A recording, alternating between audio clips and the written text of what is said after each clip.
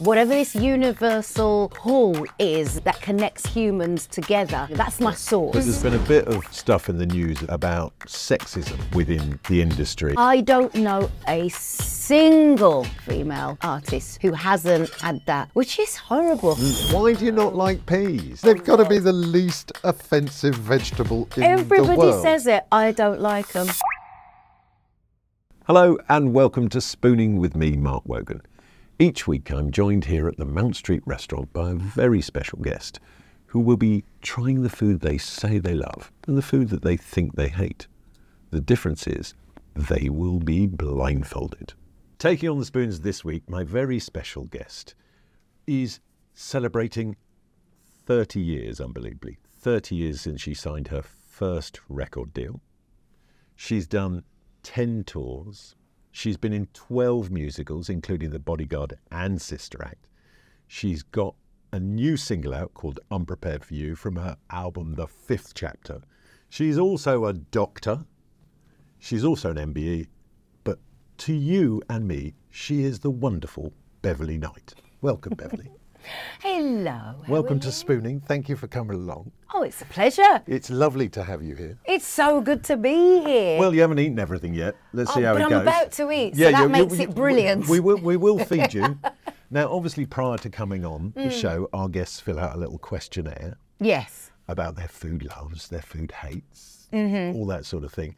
And there is obviously a really heavy influence in your answers around Jamaican food. Yes. Tell us a little bit about that, because I don't know a lot about Jamaican food, and there's certain terms that you're using, like a bammy. Oh, okay. What is a bammy?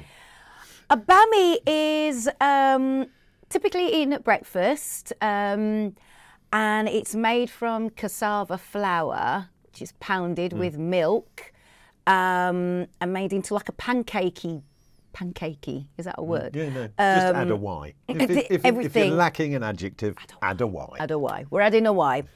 Pancakey style, it's round, flat, still thickish, got some size on it. And so like an American buttermilk pancake or different? Sort of, actually. Sort of heavier because cassava has got that weight to it. I have to say, my experience of Jamaican food or Caribbean food as a whole is it's definitely filling. You're not left hungry. You will not be hungry at the end of any Jamaican meal. It's working people's food. So tell me this. Yeah. This is the question that a lot of my guests have difficulty answering. Was your mum a good cook? Yes. Ah, you see, no hesitation. Nope. Because if your mum isn't a good cook, to then admit it can be a little bit difficult. You see, my mum was a fantastic cook, so we grew up with amazing food. Yeah. But there was one or two combinations that you talked about in your questionnaire that I thought were questionable, right? Oh, go on. And I've attempted it based on one of your mother's recipes. I've got it down here. Oh my God, this is going to be classic. You had it as your guilty pleasure, which was your mother's trifle. Now, I've done my own interpretation. Given the ingredients, I couldn't ask the chef Jamie Shears here to cook that. Right. Because we've got some Hartley's jelly on the bottom. Excellent. In there is a raspberry Swiss roll. Excellent. Topped with strawberry angel delight. Yes. And that. So in the Knight household, that is what passed for a trifle, is it? That's what we'd have, and then and then she'd have the cream as well. Oh no, I forgot the cream. Yeah. Well, I put posh chocolate shavings on the chocolate shavings. We never had that. Come on, shall we dig in? Let's do it. Right. Oh so my God. I've never had this, and I want to know how close to the original I've got here. Okay. So you go first. I will tell you. Make sure you get some of the Swiss roll as well. Just dig around in it. It's in there. It's all in there. I'll find this Swiss roll. I'm going to find this Swiss roll. It's the last thing I do. Now, is it close to the original? Would your mother approve? Yeah? Yeah. Am I close? I'm going to try this because I haven't. this is how we had it, and this is how we've always had it. So this is proper This is Brum like trifle. Yeah, Wolverhampton via Jamaica. Well, Dolores, my mum will be well chuffed with this. Oh, you know what? It's not bad actually. See? You forget how good Angel Delight is. See, now my brother is love Angel obsessed with butterscotch Angel Delight. It's the one. It is the one. And yeah. when I went and bought the Angel Delight, I actually bought him 2 packets of butterscotch, which I'll be giving him later. So that you had down as your guilty pleasure. So absolutely, this is.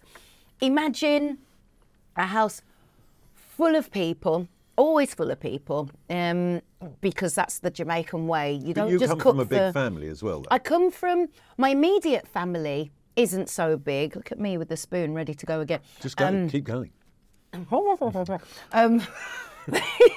My immediate family is my older sister Cynthia, me, my younger brother Adrian, mum, dad. Mm-hmm. Dad sadly has passed on. And then, you know, my sister's married, my brother's married, they've got children. So there's a lot of us there. But then my mum has got a lot of brothers and sisters. Yes. So when we all similar get to my together, family. yeah, we'll get together. It's a hell of a lot of folk. Mum's from a family of 8. Yeah. Yeah. Mm-hmm. So My dad was a family of 10. I've got on her side I've got 21 first cousins. Irish Catholics, you see. And you see, and the Jamaicans so similar. Like the similarities are crazy, ridiculously. I mean, there. not so much rampant alcoholism as there are in Irish Catholic families, but you know, you've got more sunshine, you've got more ways of relaxing. Yeah, exactly. But yeah, the family dynamic, big. Yeah. And if Mum hasn't done one of her classic trifles, which is, you know, this is a really good go at it. Good. Then I like it. It's a good go. It's a good. It's close, but no cigar. It's close. It's hey Mum, but it's close. What you're saying is I should have had some piped cream, or is it squirty can cream?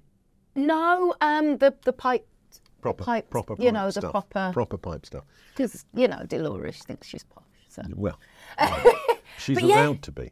Absolutely. Now, going back a little bit, you don't drink. No. You had an early experience with alcohol that put you off forever. Forever. I had lots of experiences of alcohol that then proved I couldn't do it anymore. Mm-hmm. So as both non-drinkers, your favourite drink is tea. Oh my gosh, I love me tea. What is the perfect cup of tea for you? I like a proper strong brew. So don't put loads and loads of milk in it. My nightmare tea is when it's looking grey. You know when people have them charts and they're like, on a scale of 1 to 9, 1 being like really, really dark and 9 being just basically anemic. Joke, absolute joke. You know, milk. You've shown it the tea bag. I would be maybe 3 or 4. Like a strong brew. Yeah. You see, I always used to have it slightly more milky. Oh, yeah. But then my wife, who I was with for a number of years, then admitted to me that she hated the tea that I made for her. She goes, too much milk in it. Too much milk. You know, my grandma liked a milky tea. My grandma would have been on your side. But my dad used to describe it as it needs to be strong enough to trot a mouse across it. That's right. Come on. but tea isn't something I enjoyed as a kid. I didn't come to tea until I was basically older. Middle age and tea came to me. It's like I like a cup of tea in the afternoon, not in the morning. I'm a coffee man in the morning. Oh, you see, I'm not coffee at all. Well, you've got quite a lot of energy anyway. I've got loads of energy. So. I mean, that is the one thing you are definitely not short of. And if we look at what this year looks like for you, yes. So was it 11th of March you go into Sister Act? Yeah, 11th, 12th, something round there. Go into Sister Act, do sister act. And that's 8 performances a week, That's right? all of them. Every single show, I will be there. No doubt. Now, my wife, as you know, is a singer. Yes. And has backed for you in the past. Yes. Years and years ago on Dad's show, Weekend Wogan. Yeah. She was one of the backing singers. Nothing to do with me. She got it on her own, man. and she, one of the questions she had, she goes, I've got so many questions I want you to ask Beverley. I've got so many questions. What do you drink before you perform? Or what do you avoid before you perform? Avoid is a good one. This would not be something I'm having before I open my mouth to We're not sing. going to get any singing out of her today because she's had the trifle. Exactly. Or you will, and I'll be coughing and blowing my nose constantly. Anything dairy is going to produce mucus. You just don't want that when you're singing. You're going to be clearing your throat. The notes are going to be all froggy sounding. Not going to happen. So I don't do dairy, and nothing that's going to dry me out. Your froggy is someone else's exceptional. Let's be clear here. You know, the rest of us, when I'm froggy, you don't even want to listen. When you're froggy, everyone's still like, oh my God, she's amazing. But it would annoy me, and if it annoys me, it means I'm not giving my best performance. When it comes to your voice, Yeah. are you a perfectionist? Yes. Yeah. Because I noticed this with Susan. It's like, I'm listening to it and I'm going, God, that's lovely. And it makes me fall in love with her more. Mm-hmm. Right?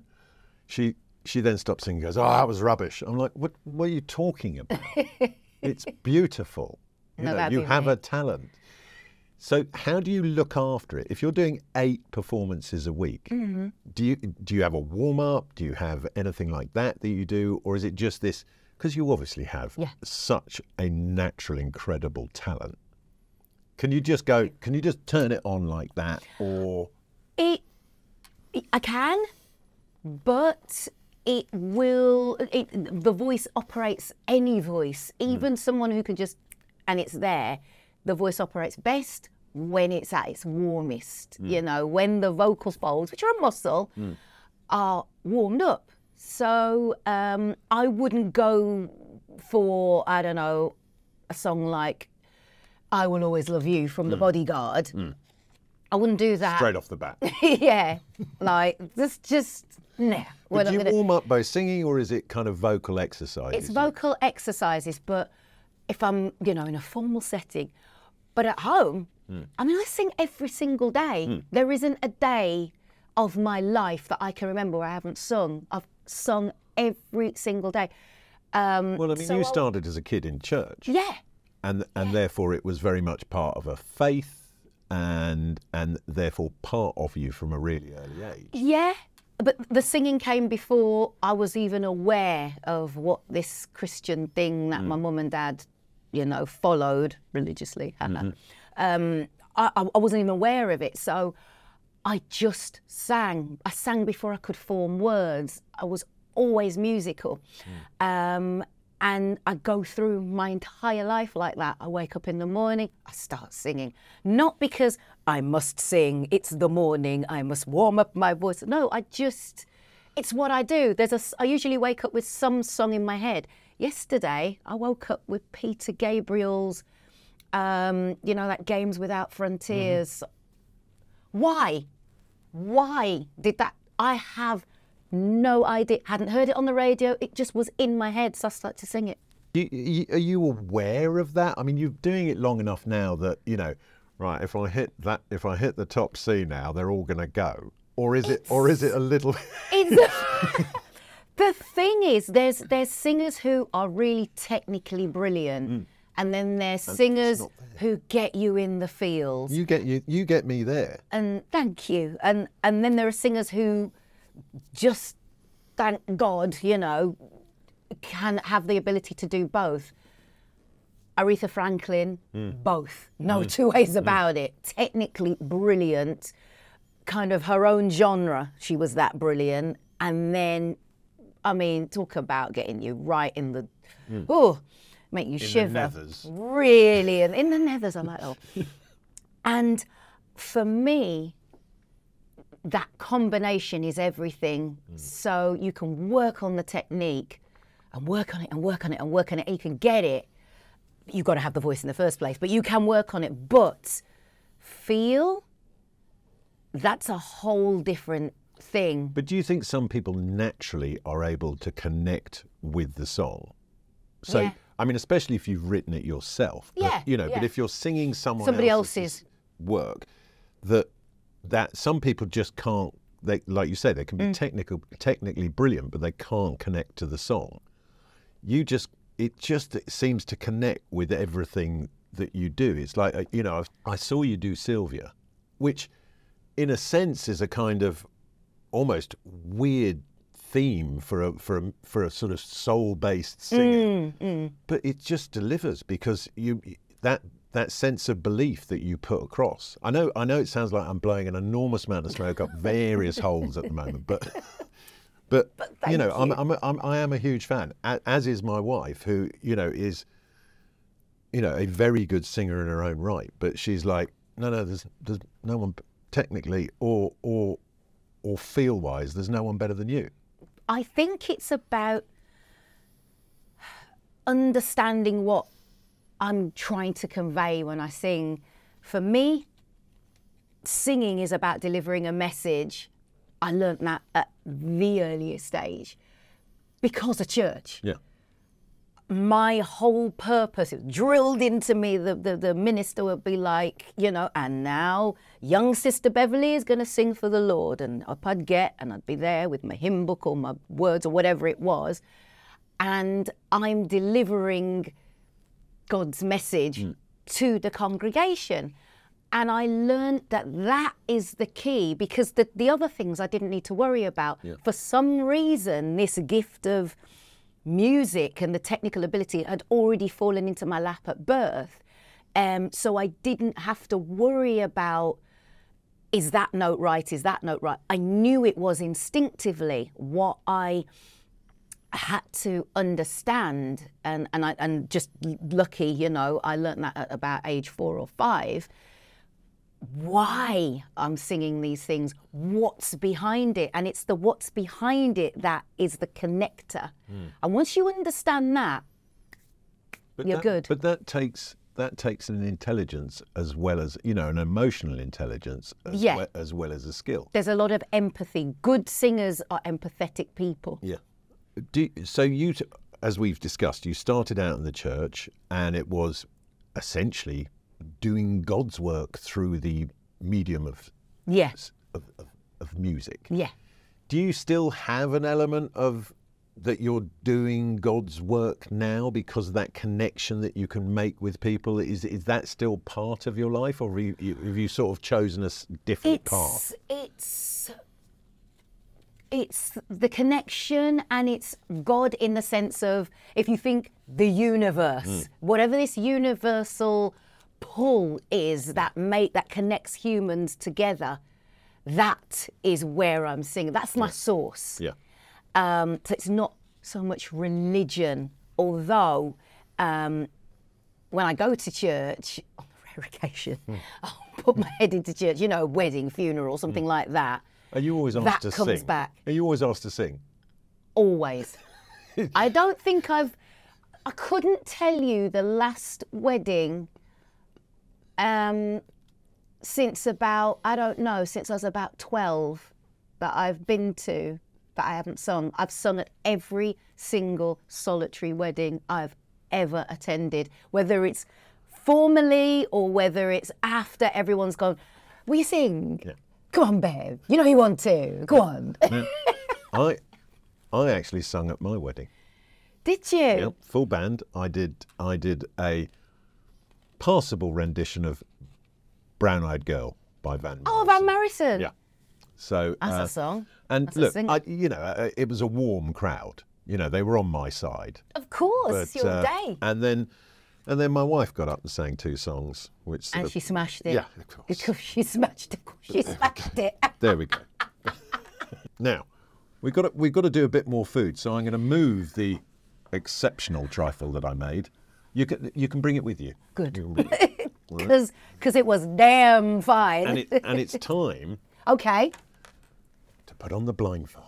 Oh my God! Here we go. So we've got a nice one with eyelashes. We thought that one was that's a bit of me. What I'm going to do is I'm going to ask you to put that on, Okay. And I am going to serve you the first spoon. Now, this is based on the answers to your questionnaire, and the chef here, Jamie, at the Mount Street restaurant, Okay. has created this spoon for you. Okay. I'm going to feed you the first one here. All right. And open wide. Open wide. There we go. And you just got to tell me what flavours you're getting, what you're experiencing, what textures. So the first thing I did was sniff. Mm-hmm. And I was like, that's curry. Well, and I mean, you love a curry. You love spice. I mean, you claim your jerk chicken is better than anybody else's. My jerk is damn good. Yeah. That is curryful gorgeousness. Got slightly kind of like an Indian kind of vibe to it. And it's slightly sweet, which is where the Indian. Could you recognize the protein? Do you know what the protein is? It tasted like it either goat or mutton. Close. Whip the blindfold off. Whip it off. Go on.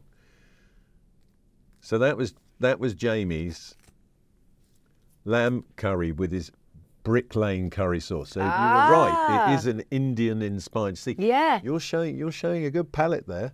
You know, to recognise the difference between Jamaican curry or Indian curry and the different spices. You know, because a lot of people just assume curry, but they're all very different and subtle. Totally. So you different. like that? Would you eat the second spoon? I absolutely would. It was really delicious. Good. So he succeeded there. Yeah, that was great. It's very different from a West Indian one. The colours even, now I can see it, the colour's different. Yeah.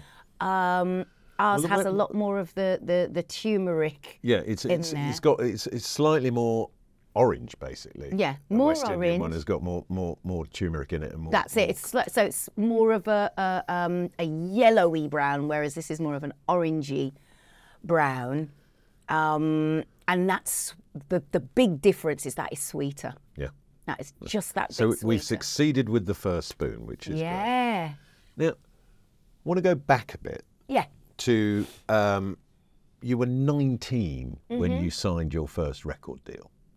I was 19 when I was approached. Right. I was approached, and that was the beginning of the process. I actually signed it when I was 21, coming 22.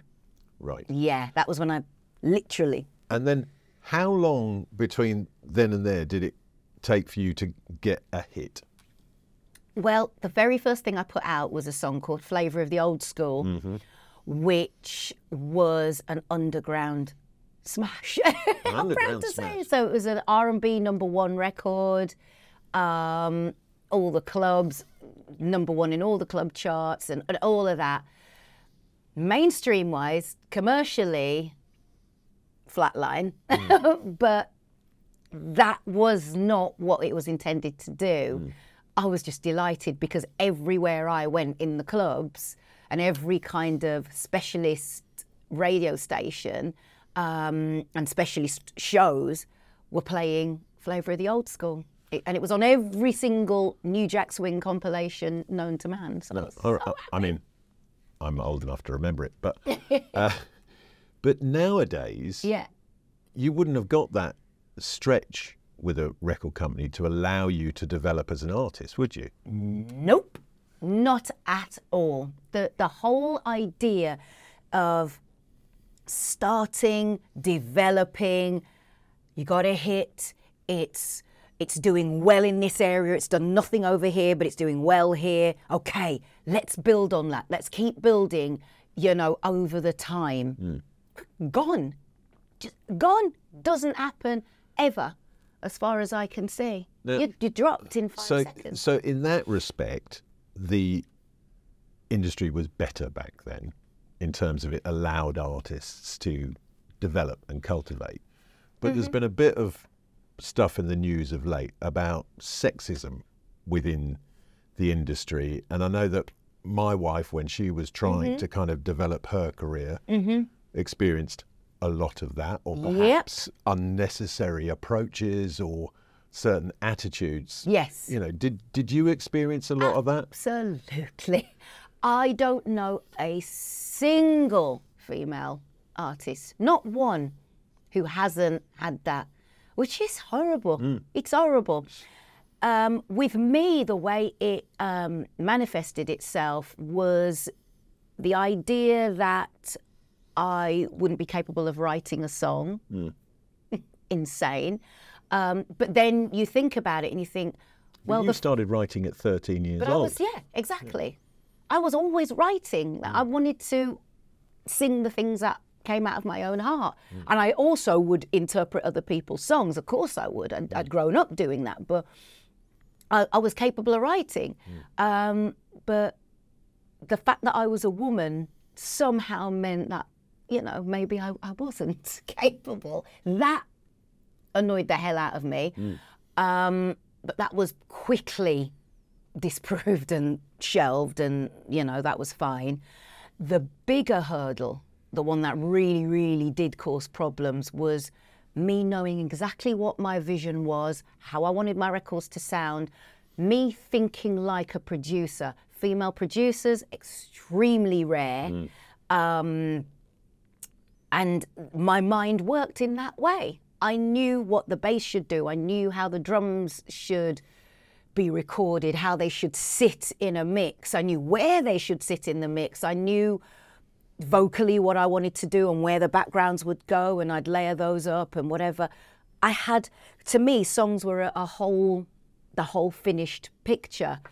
But communicating that and getting that vision away, this is what I want my album to sound like. Oh my God, that was hard. And what that about, was hard. and you know, within the sort of 90s and dance music and all of that sort of thing, but also, you know, the sort of then the beginning of the girl band, and there was a period where, unless, or it felt like, looking back at it now, unless you were, you know, able to, in a sense, for want of a better way, sell yourself sexually, you didn't get a look in. Did you find that it's like, you were like, we want you to wear this and you should have your hair like that, and, you know, that doesn't look good? Or even the worst one is like, we need you to lose some weight. Oh yeah, I had the latter. I had. But you're tiny. I am tiny. To be fair, I had, for health reasons, I got a hold of myself in my mid-20s because I'd been athletic my whole life. And then when the success started to build, I found it a bit much, and terrible relationship, and my weight started to, I won't say balloon, just put on weight. And then for my own health or my own sanity, thought, right, I want to get myself back to, you know, a good, healthy, strong weight. I always wanted to look like I could do something, not like a blinking stick. You know, I've always been athletic. But the whole idea of looking a certain way, having a certain aesthetic, yes, that was talked about. There were meetings about it, and, you know, I remember I had my hair really, really, really, really short, and that was an issue, and because it wasn't feminine enough, and, you know, those kinds of old school ways of thinking just permeated the whole industry, and I went through that like every other female artist. Sex sells. I wanted to sell my music. I was influenced by, I've mentioned Aretha, I've mentioned, or in my life, you know, Whitney was a big influence, Chaka Khan, a big influence. Now, these were strong women. Chaka Khan was a sexy woman, but still is. But the thing that appealed to me with those women, those three women particularly, was their vocal ability, their range, and their connection. And that is what I wanted for myself. For me, the other stuff was secondary, arbitrary. I didn't care about it, but my focus was always music. So how long did it take you as an artist for it to be about the music and nothing else? I guess that happened quickly, but there was a sacrifice. Because my focus was so much on music, I was stubborn, proper stubborn. I knew what I wanted, and I wasn't going to deviate from that, you know.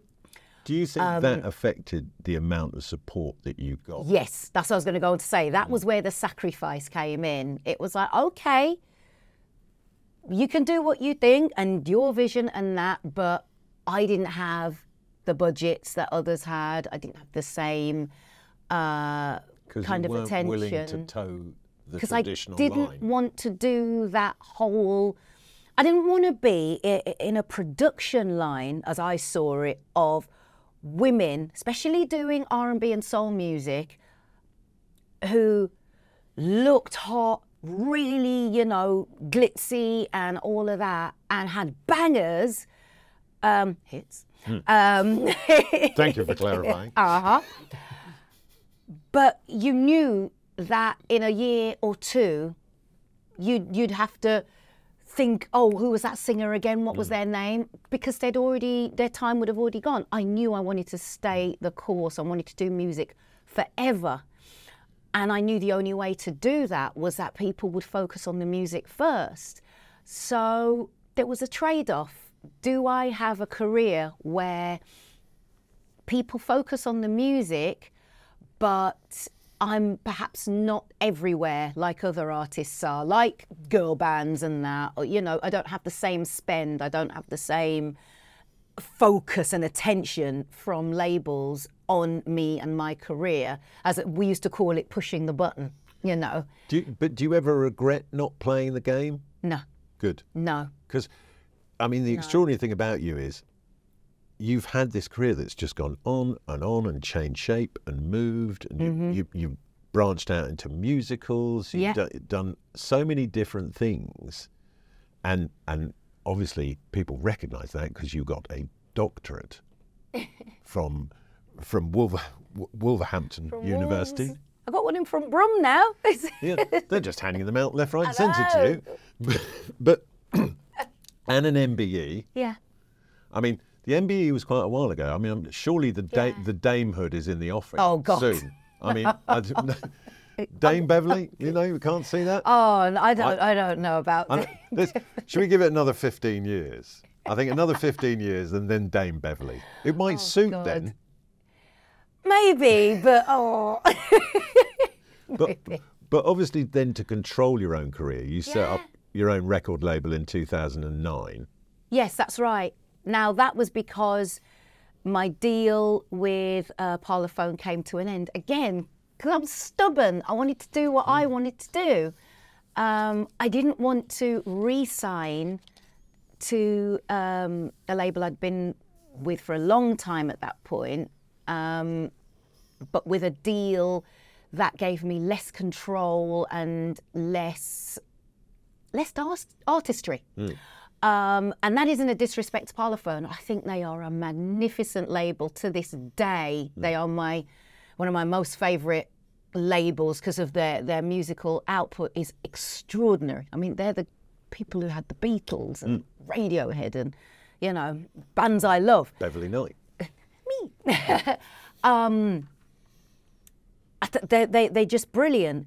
But all labels were doing that because the revenue, the bottom had begun to fall out of the music industry in terms of revenue, you know, downloading and all of that had come in. And also they took away a lot of the tax breaks that they used to be able to. That's right.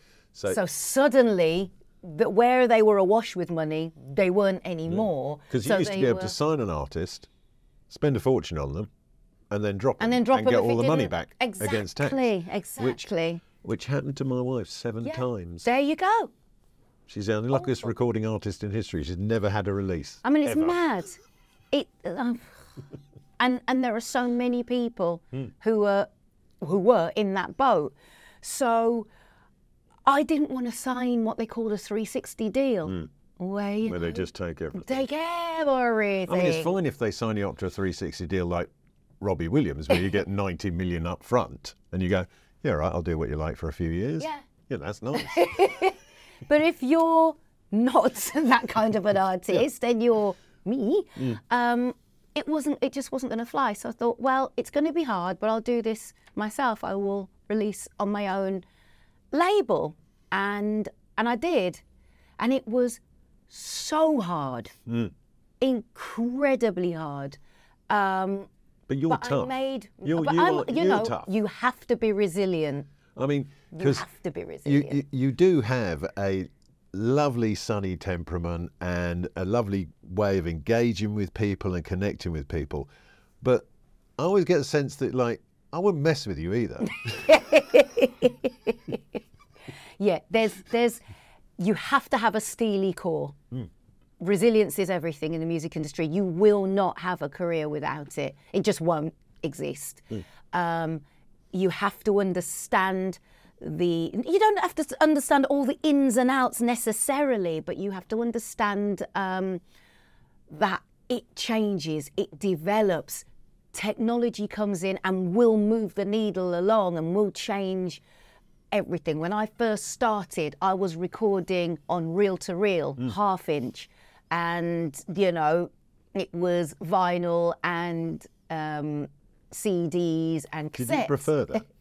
Yeah, analog. I did like the analog sound. Because it is a different sound.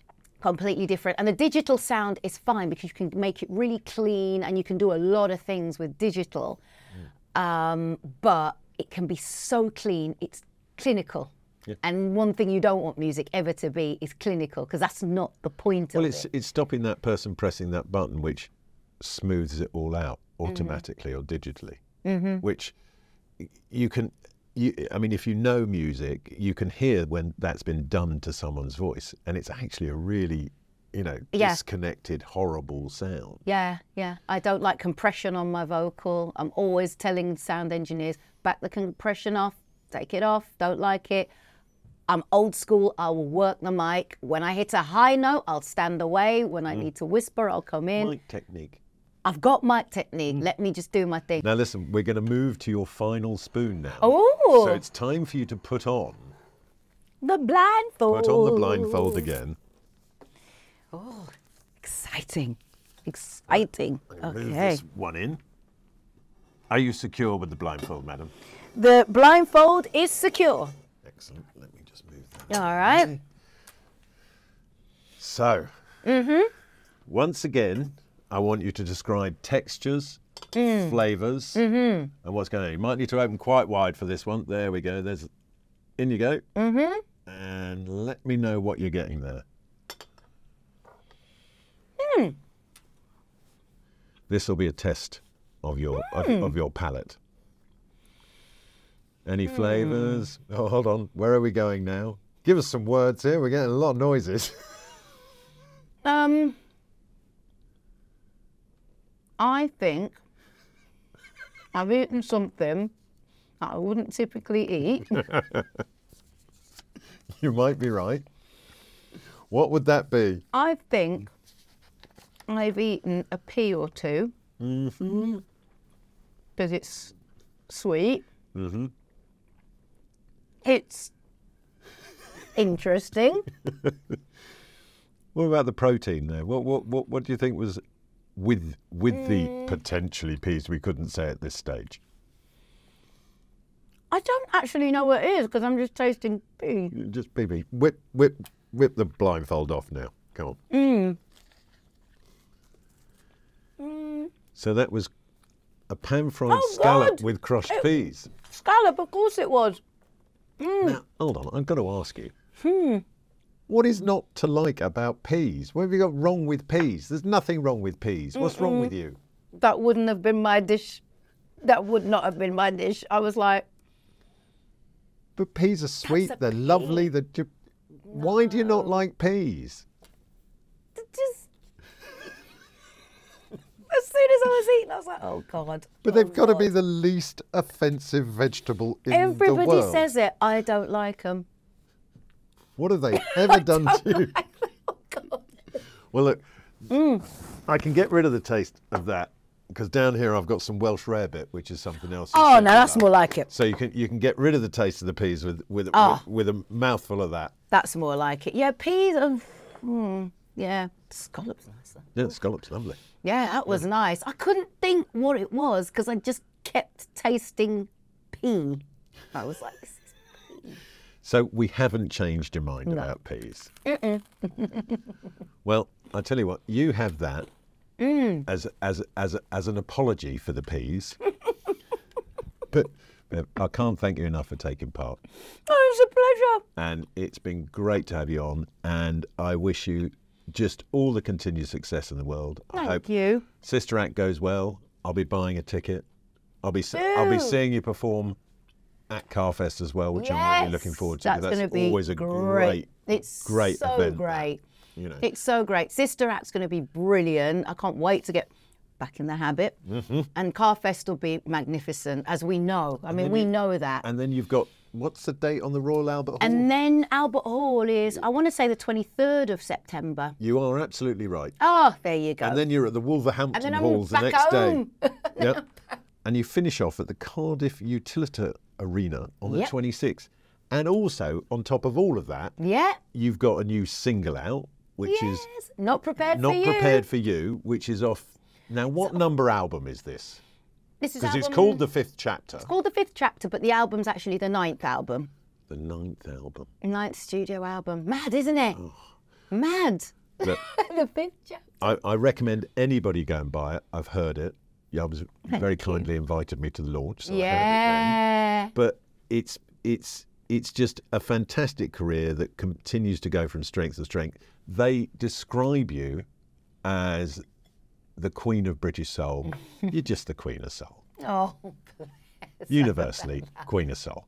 Thank you so much for taking part today. It's my pleasure. Thank you. Unfortunately, that's it for Spooning this week, but we will of course be back with another special guest, feeding them the food they think they love and the food that they think they hate. Until then, just a massive thanks to Jamie Shears and the team here at the Mount Street Restaurant. If you like what we're doing here, you can find us wherever you get your podcasts and try subscribing. Maybe leave us a 5-star review. But also you can follow us on our socials at Spooning with Mark Wogan across TikTok, Instagram, the whole lot. And you can also see all of this on YouTube. So engage, get involved, maybe like what we're doing. But either way, until next week, stay beautiful.